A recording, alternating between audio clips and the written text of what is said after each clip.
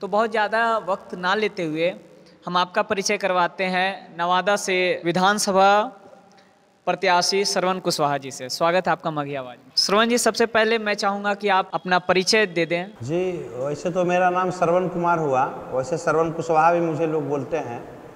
और मैं नवादा विधानसभा 237 से निर्दलीय के रूप में चुनाव लड़ने के लिए 2020 का जा रहा हूँ।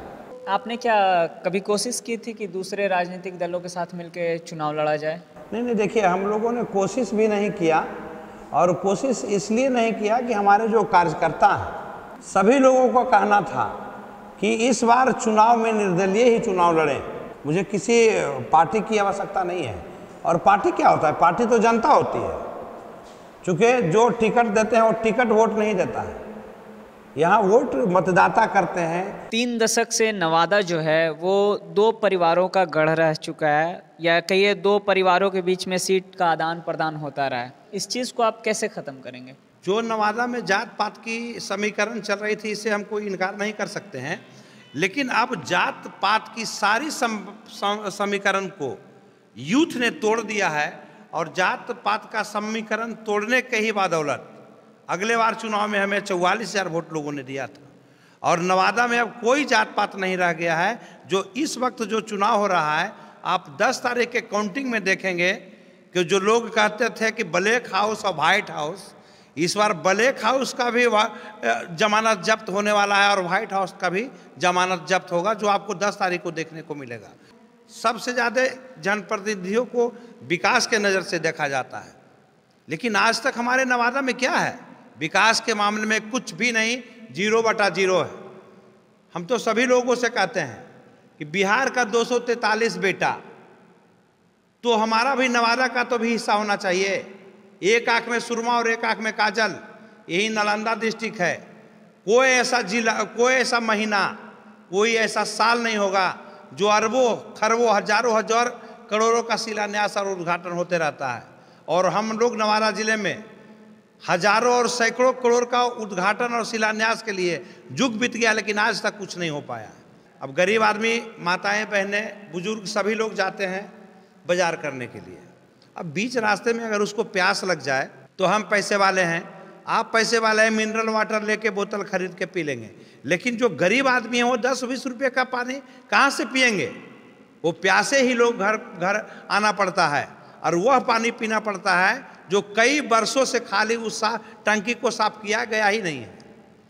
आज एक भी हमारा खेल मैदान पूरा जिला में नहीं है, ना तो सांस्कृतिक एकाक भवन कहीं बनाया गया है, और जो हमारा आज यहाँ स्टेडियम है, वो स्टेडियम का जीर्णोद्धार नहीं किया गया है। आज विद्यालय की जहाँ तक बात हो गई है, तो विद्यालय में आप देखते हैं कभी भी यहाँ का जिला, जो यहाँ का एमएलए है, एक भी बार क्या ऐसा किया कि स्कूल में बैठा के एक तरफ शिक्षक को बैठा दें, दूसरे तरफ विद्यार्थी को बैठा दें, और तीसरे तरफ पेरेंट्स को बैठा दें और पूछें कि क्या आपका बच्चा सही ढंग से पढ़ रहा है, अच्छी शिक्षा मिल रही है, कोई शिकायत है? तो यहाँ का जनप्रतिनिधि तो लूट खसोट के चक्कर में लगे हुए हैं। अभी हम आपके ही विधानसभा क्षेत्र में मौजूद एक गांव है, भदौनी पंचायत में पड़ता है, खरीदी बीघा। कोई गली नहीं थी, मिट्टी से होके गुजरना पड़ा था, गिरते गिरते हम लोग बचे। कैसे उन लोगों की मदद करेंगे जब आप अगर चुनाव जीतते हैं? तो देखिए, जिस सबसे जहाँ तक बात रह गई मदद और विकास की, तो ये सारा विकास और गरीब का उत्थान, यह हर चीज़ सिर्फ और सिर्फ राजनेताओं पर निर्भर करता है, यहाँ के अच्छे प्रतिनिधि पर निर्भर करता है। और पदाधिकारियों को क्या है, कुछ ऐसे पदाधिकारी होते हैं जिनको लगता है कि जहाँ हम रहें वहाँ विकास करें, लेकिन जो जनप्रतिनिधि हैं उनका कर्तव्य बनता है कि हम यह विकास के किरण लोगों तक पहुंचाएं, गांव तक पहुंचाएं। और कोरोना काल में हम लोगों ने देखा है, आप खरीदी बीघा का बात किया है, हम लोग एक लुट्टन बीघा है वहाँ देखा है। जब ये महामारी कोरोना में हम लोग सामग्री वितरण करवा रहे थे, तो अपने कार्यकर्ताओं के द्वारा भिजवाए, और वहाँ का जो दृश्य आया, फोटो खींचकर मेरे पास जो आया, वहाँ हम उस गांव में देख रहे थे कि एक भी पक्का का मकान नहीं दिख रहा था। देखिए लोगों से जब सवाल पूछते हैं तो वो बोलते तो हैं कि मेरा रोड नहीं बना है, ये काम नहीं हुआ है, परेशानी बताते हैं, पर जब वोट देते हैं तो कहीं ना कहीं जाति को देखते हैं। और बिहार का इलेक्शन में जाति जो होता है एक बहुत बड़ा मुद्दा होता है, बहुत बड़ा फैक्टर होता है। इस फैक्टर को तोड़ने के लिए क्या आपके पास कोई विशेष रणनीति है? देखिए कुछ नहीं, सिर्फ हम काम पे विश्वास रखते हैं और लोग जैसे मुझ पर विश्वास कर रहे हैं, क्योंकि हम लोगों ने सभी लोगों के बीच जाके बोला है कि आप मुझे सिर्फ एक मौका दीजिए, मेरे अंदर क्या प्रतिभा है, हम हनुमान नहीं है कि चीर के दिखा देंगे, लेकिन आप सिर्फ एक मौका दीजिए।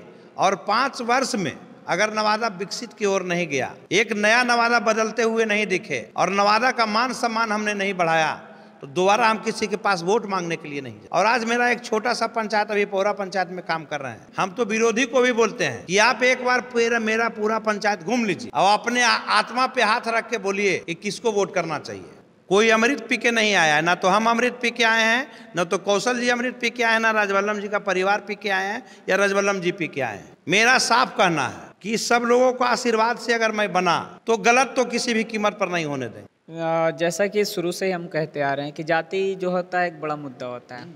आपका समाज जो कहते हैं कुशवाहा समाज, उससे भी कई लोग इस इलेक्शन में खड़े होंगे, तो उससे क्या आपको नहीं लगता कि आपके वोट बैंक या जो वोटर्स हैं उस पर फर्क आ जाएगा? देखिए, श्रवण कुशवाहा कभी जाति का राजनीति किया नहीं है। जो साथ है वही जात है, वही जमात है। चूँकि जातिवाद हम नवादा से ख़त्म कर देना चाहते हैं।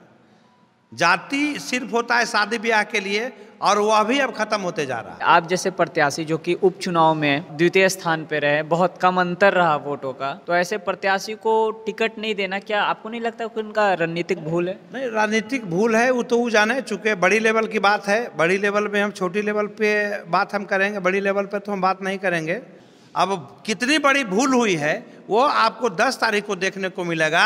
यहाँ राजवल्लभ यादव और कौशल यादव के परिवार को, या राजवल्लभ जी के परिवार से कोई लड़े हों या कौशल जी खुद लड़ें या अपने मैडम को लड़वाएं, वो दोनों की इस 2020 में जमानत जब्त होने वाली है। ये हम नहीं, नवादा की जनता बोल रही है।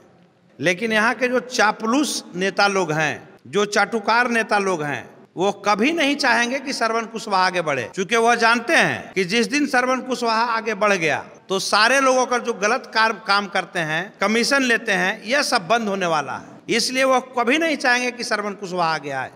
चलिए, आत्मविश्वास आपका बहुत अच्छा लगा, पर ये बताइए, जब आप मान लेते हैं कि इलेक्शन आप जीत गए तो आप निर्दलीय खड़े हो रहे हैं, सरकार में आपको क्या लगती है कि किस पार्टी की सरकार या किस गठबंधन की सरकार बनेगी और आप किसका समर्थन करना चाहेंगे, क्यों करेंगे? देखिए, हम लोग तो अभी ऐसा कुछ, चूँकि हम तो अभी आपको पहले ही बताया कि आप ऊपर लेवल की बात है, और जहाँ तक बात रह गई कि हमारा समर्थन हम किसको देंगे, हम लोग सारे नेता, गार्जियन, कार्यकर्ता के बीच बैठेंगे और वहाँ से एक निर्णय निकल के आएगा कि यह इनके साथ जाना है या उनके साथ जाना है। जैसा निर्णय आएगा वैसा करेंगे। पलायन एक बड़ा मुद्दा है बिहार में, मजदूरों का पलायन, तो उनको यहीं रोजगार मिले, इसके लिए कोई आपके पास ब्लूप्रिंट है? बिल्कुल बिल्कुल है।